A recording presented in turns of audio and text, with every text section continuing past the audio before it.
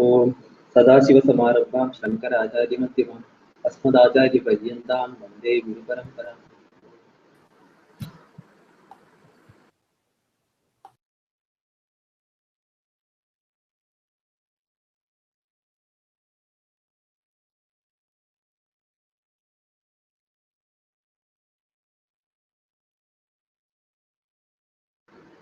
Srinidhi, would you be able to read?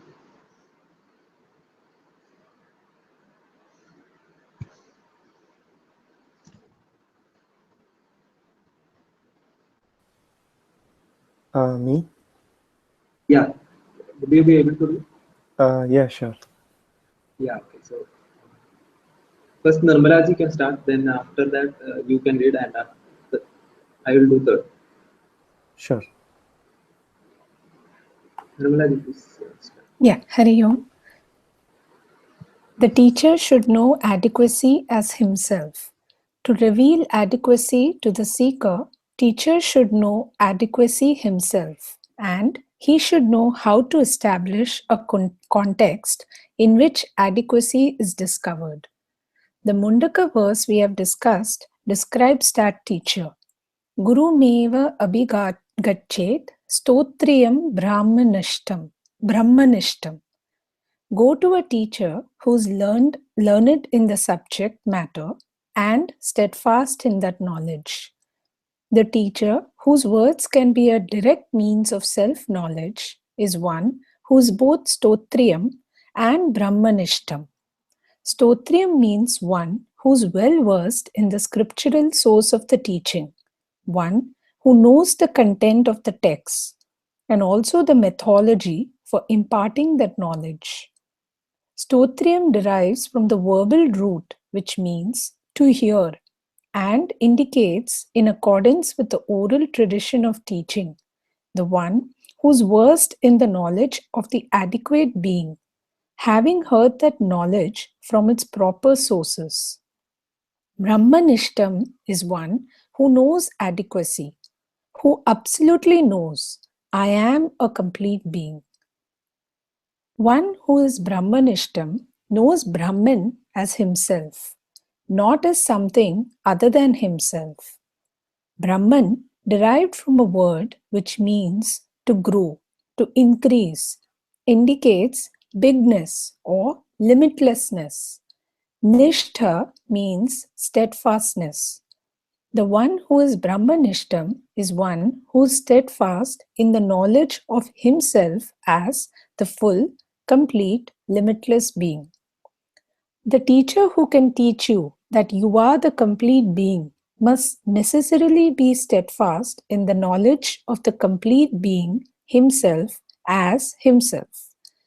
If he does not have this knowledge, in all likelihood, his teaching will make completeness out to be something other than oneself, something which has to be gained by effort. At best, if he is learned in the scriptures, he will be able to teach about completeness as indirect knowledge from scriptures, unvalidated by himself.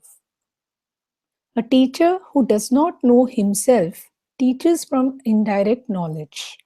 He will say things like, the scriptures tell us that there is a complete, adequate being hidden within who must be uncovered by the practice of austerities, who will be discovered in the light of meditation.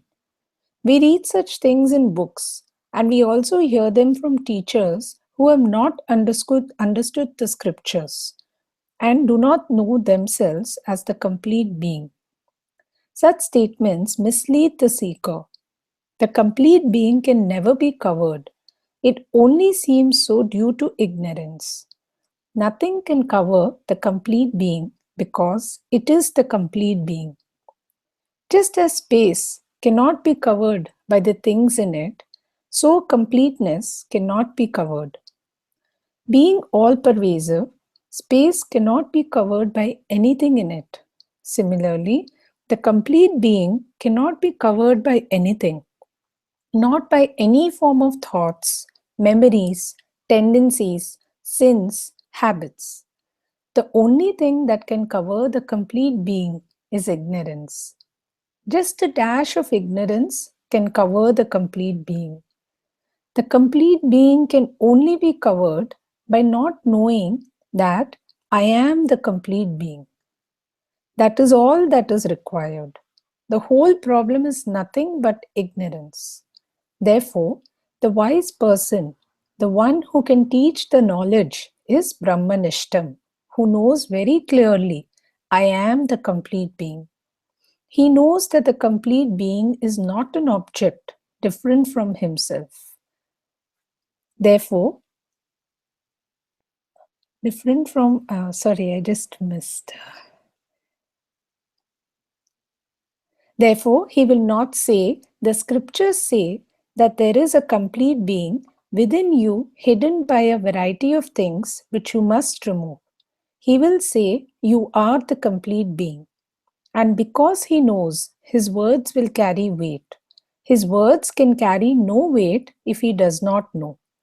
To tell you that you are the full, complete being, that you are all happiness, the teacher must know that he is full, complete, that he is happiness itself.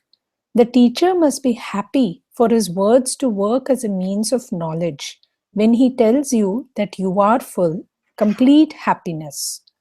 An unhappy person cannot teach you that you are happiness simply because the scriptures say so.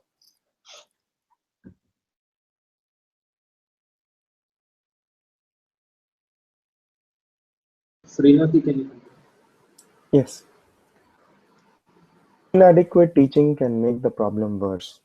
A teacher who cannot impart the knowledge of completeness to the student cannot directly teach that the student is the adequate being, either because he does not have command of the methodology to impart what he knows, or because he does not himself know his own nature, can worsen the student's problem. To continue to feel unhappy after one has been told that one is completely adequate, happiness itself is an infinitely worse situation than thinking that one needs to do something to become happy. Such a situation is like the case of a miserably poor man who discovers that he is the heir to a huge fortune, but is too poor to pay the legal fees to establish his claim to the inheritance. The knowledge of the wealth he owns but cannot claim makes him more miserable than before. He feels worse that he did before. He feels worse than he did before he knew that he was entitled to the inheritance. To know that the wealth is there, rightfully his, yet have no access to it, creates more problems for him than he earlier had in his simple poverty. Similarly, to be told that one is complete, adequate without being able to appreciate that completeness makes the misery of the human predicament more acute. That kind of teaching does not really help anyone, it only creates more problems. Therefore, the Mundaka verse says, Brahmanishtam Gurum Abhigachet. Go to a teacher steadfast in the knowledge of himself as completeness. Go to a master who can say convincingly that thou art. Unless he sees for himself what he is, the teacher cannot make the statement with conviction to a student. So go to a teacher who is Brahmanishtha, steadfast in the knowledge of himself. Please The, continue. the teacher should know the traditional methodology. The verse also says, Shrotriyam Gurum Abhigachet. Go to a teacher learned in the subject matter. To be learned in the subject matter includes knowledge of the methodology of teaching. A good teacher is one who has who's learned from his teacher how to teach. An established method of teaching is called sampradaya, that is, a traditional handing down of instruction. So the guru, the teacher, should have the sampradaya, the methodology for teaching the knowledge of oneself. Because of the peculiarity of the subject matter, for the knowledge of oneself, the method of teaching is as important as the subject matter. When one seeks to know oneself, the situation is not the same as seeking to know an object. An object is something available for demonstration. One or more of the five senses can grasp an object. By definition, an object is what is external to the subject, objectifiable by the senses. From infancy onwards, the senses, supported by the mind, are busy objectifying all things in the environment and storing these perceptions in memory. Names for many of these perceived objects are also learned. The mother holds out a flower to her baby and points to the blossom, says yellow flower. Then she points to a lemon, yellow fruit. Later, she shows the child a canary and says yellow bird. The child can see the objects, it can see their color, it can reason that what mother is talking about is their color, that being what they have in common. From this mind-assisted perception, the child learns to call a particular color perception yellow. The color yellow is available for perception. Anu. No particular problem is presented in teaching what is available for perception. However, that is not the case where the subject matter is the nature of oneself. The teacher cannot show you the self you are seeking to know because what you are seeking to know is not what can be seen with the eye, but is the seer himself. One seeks to know the nature of the observer, not the nature of observation. So to know oneself presents a very peculiar situation. The subject matter is not available to the usual means of knowledge.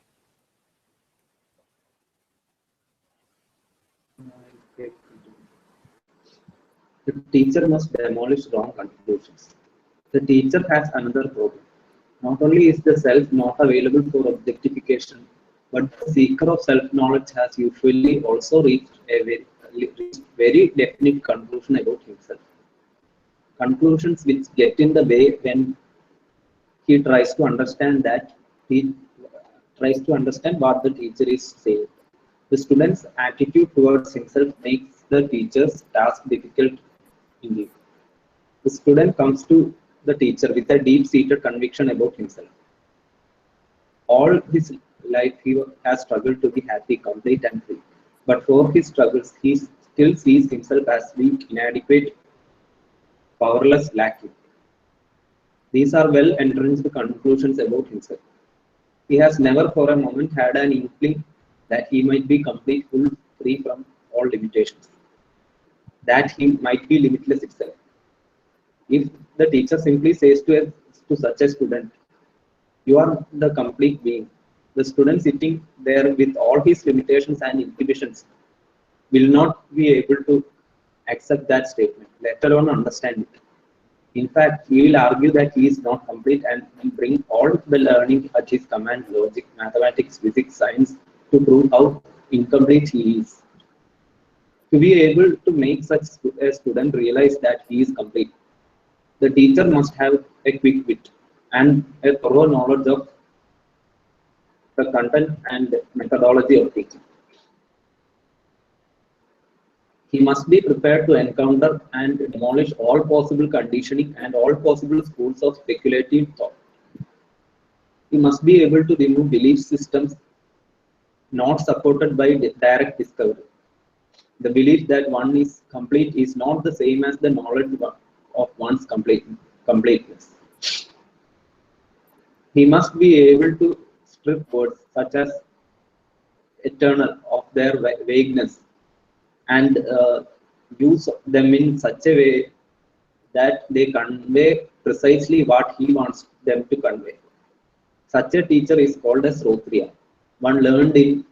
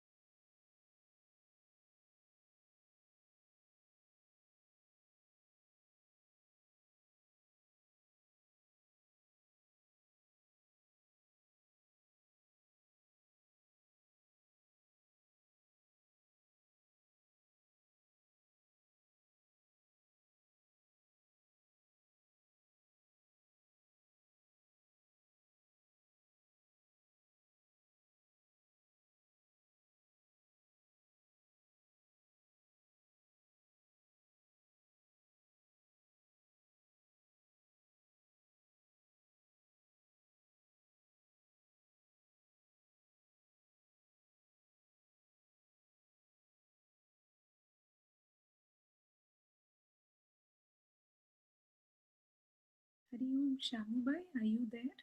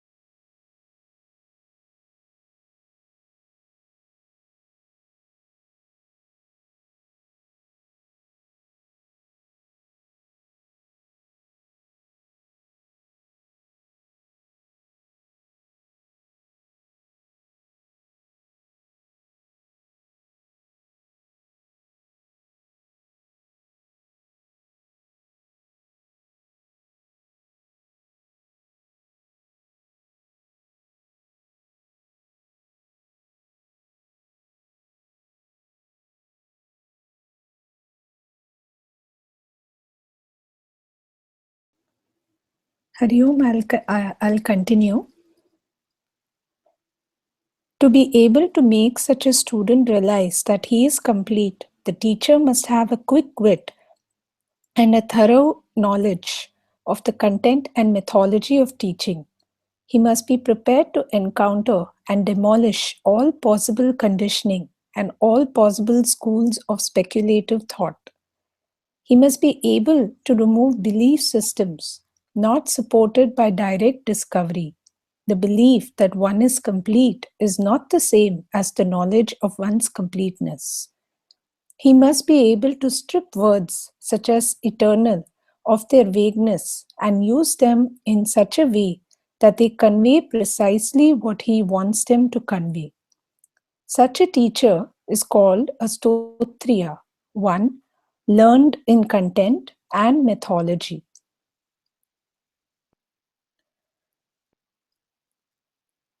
Both self-knowledge and mythology are needed. To be a teacher of the knowledge of the adequate being, it is not just enough to be a Brahmanishta, one who is steadfast in the knowledge that he is the adequate being. The teacher also must be a stotriya, one who knows the mythology. It is like the difference between a singer and a music teacher. To teach music, it is not enough that one knows how to sing. A singer, untrained in the teaching mythology of music, may help you follow his example for a few moments, or he may inspire you to seek the knowledge of music, but he cannot make a musician out of you. Similarly, one who is Brahmanishta, nothing more, has solved the basic human quest for himself. He knows himself to be complete, but that by itself does not give him the methodology for helping another to fulfill the quest. He may be a great source of inspiration. His happiness and quietude may be compelling. He can be seen quiet and simple, his happiness complete, independent of people, possessions, circumstances. People will be attracted to him, and their minds too may become quieter in his presence. His example may be an inspiration for them, but unless he knows the methodology of teaching, he cannot be a source of knowledge for others. For a teacher, therefore, knowledge of the method of teaching is as important as knowledge of the subject matter itself. Otherwise, it becomes mysticism. For mysticism, no tradition is required. There may be inspiration, but no methodology, no way for the teacher to communicate the vision to the student. Teaching should be infallible. When a student goes to a teacher to gain knowledge, the teacher should have a way to communicate that knowledge to the student. Knowledge is about what is. Anything that is, anything that exists should be available for disclosure. Knowledge, if it is knowledge, is available for communication. For anything that is available for communication, there can be a teaching tradition. The nature of the object involved in the communication determines the method of